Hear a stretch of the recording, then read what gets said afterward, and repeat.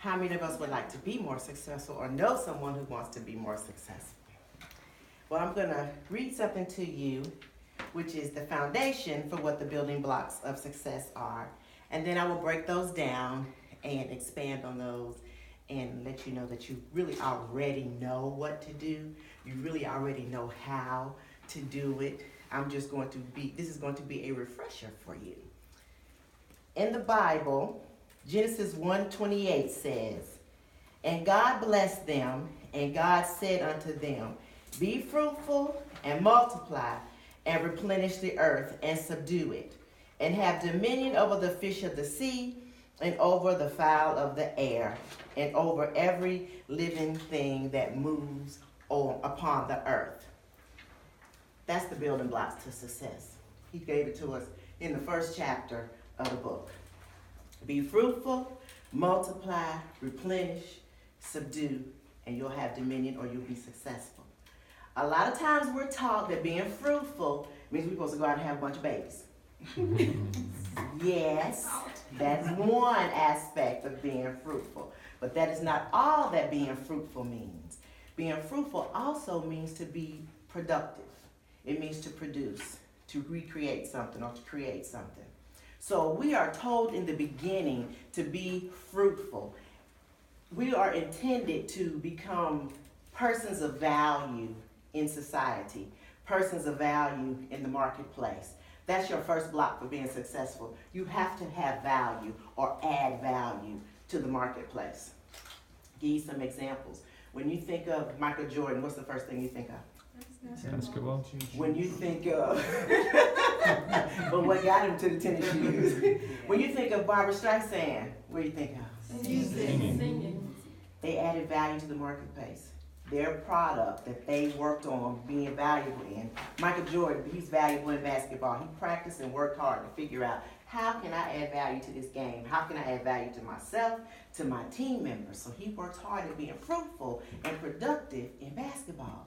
Barbra Streisand worked hard in movies, being an actress and being a singer, to be fruitful, to provide us with endless amounts of entertainment. She added value to the world. Bill Gates came up with Windows. He added value to the world. He came up with this one product. And a lot of times being valuable only means you have to come up with one thing. It's not like we have to do this myriad of things. If you do the one good thing good, then you can branch off of it. McDonald's, what are they known for? Hamburgers and French fries, right? They figured it out, and that man produced hamburgers. KFC, chicken. He came up with those 11 herbs and spices that he said we all have on our kitchen table. So he added value to the marketplace by doing that. He was productive with that. So that's the first thing that we need to do, is find out what is the one thing that we can do to add value to the marketplace. And I don't necessarily, when I say marketplace, mean corporate America. It's to the world at large. It's to your church members, any organization you're part of. If you're part of the Big Sister, Big Brother program, you want to add value to those people that you're mentoring. When we're in here, we're adding value to each other through our speaking, through learning how to speak better, through learning how to teach others and mentor others, through going through these books. Toastmaster, case in point, value. Teach us how to be better communicators and better leaderships. They have become successful. Toastmasters is very successful at creating that one thing. They became valuable. They became fruitful. After you're fruitful, you need to learn how to multiply. How do I reproduce this? Colonel Sanders said, here's my 11 seasons. I figured out the recipe, I can reproduce this. You put this on the chicken, you cook it at this amount of heat and this amount of grease, and every time you do it, that chicken is going to come out the same way. He's repeatable. I have created strategies, I have created systems, and I have created things that I can reproduce. So you be fruitful, you come up with a product, and then you multiply. You come up with a different system. Toastmasters came up with this book. They're changing it over now to Pathways. We're going from there, but there's still a system that they've set up for us to become competent leaders, competent communicators, to stand out in the marketplace in what we do by bringing value to the marketplace. Then you have to replenish. I figured out how to multiply. I figured out what that product was. Now I need to replenish it. That means I need to do it over and over again and distribute it. I need to distribute it. McDonald's is McDonald's wherever you're going to. Did you see McDonald's in Japan? See. So it's the same everywhere they go. They have figured out how to distribute that thing in the world. You go to Jamaica, Coca-Cola is Coca-Cola. It might taste a slightly bit different, but you see the little swoosh, you see the red can, you know the product when you go over there. They have been successful in distributing and replenishing. Toastmasters International, they have distributed their concept, distributed their idea, their system, and their strategy throughout the world. We have global conferences. They have become very successful at distributing what it is that they need to distribute. So that's what we do. We are stewards of our time. We are stewards of all the resources that we've been given in the kingdom, in the world, and we have to know how to come up with a product, be productive. If that's teaching, speaking, know how to multiply that, do it over and over again, and know how to distribute it, how to teach our children. I told one group one time, I remember growing up, learning John 3:16 and Psalms 100. That was something I always had to know. We had to open up service with Psalms 100. I'm this big, and I can quote Psalms 100 without my Bible, without having to read it. So they taught me what my product was. Tonia, your product was Psalms 100. Now I want you to multiply. I want you to say it over and over and over and over again. Now I want you to distribute it, because now you got to stand up in front of everybody and teach everybody how to do this so that we can all be on one accord. I was successful at saying Psalms 100. I can still say it to this day, even though I don't do it as often anymore, but I still remember. If you started off, boom, I'm there. I got it. I'm going with you. The last thing is we want to subdue. And to subdue means we want to dominate.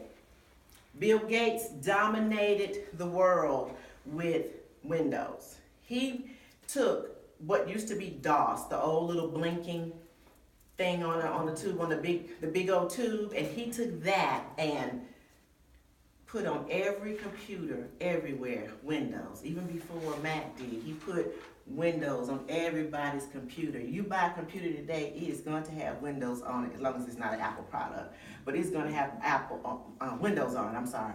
So he has dominated, he has subdued, he became successful with the operating systems that are on computers. Nobody else, even over in foreign countries, everybody uses Windows. It's just a standard now that you use Windows. So he dominated, he subdued, he became successful in the area of computers. Even with all of the fallout, doing it in his garage, dropping out of school, being fired, and all that kind of stuff, he still dominated. So that's what we're supposed to do. In Toastmasters, we're learning to be better communicators. We're learning to dominate the world of speaking. We're learning to dominate on our jobs. We're going to subdue all of the fear and everything that goes into having to speak in front of people. We're learning how to be much better communicators. We're learning how to put a thought together and convey it to our audience and to have them come with us, to tell stories so that people can come with us, so that we can take that out around the world, replenish and subdue. We can dominate. Toastmasters, people who go through Toastmasters, you can end up being these great TED Talk speakers. You could be phenomenal. I wonder sometimes if Barack Obama went through, he says a lot, so he probably didn't go through Toastmasters. But he's dominating the world in speaking. He's doing a whole lot better than who we got now. He probably needs Toastmasters. But so he's not as successful. But these are the building blocks of success. We're fruitful. So we find us a product, we're adding value to the world, we're adding value to the marketplace, and then we're going to, after we find out we're fruitful, we're going to multiply. We're going to reproduce that, we're going to do it over and over again, we're going to fine tune it and get it down to something succinct. Then we're going to replenish, meaning we're going to distribute it out in the world. And lastly, we will subdue and dominate our marketplace. And those are the building blocks to success. So if you're going around and you think, I want to add more success in my life, or I want to be more successful, because I'm always concerned about what that dash is going to be from when I was born in 1969 to whenever it is I expire. I want that dash to say about me that I was successful, that I dominated whatever area in my life that I was trying to subdue and have dominion over. So these are the things, the roadblocks, the materials that I plan to use. Not that I haven't been successful, But there's always more that I want to accomplish, more that I want to do. Even in here, this is my 10th speak for Competent Communicator. I want to go on to be a DTM, so I want to dominate in the area of public speaking. Thank you.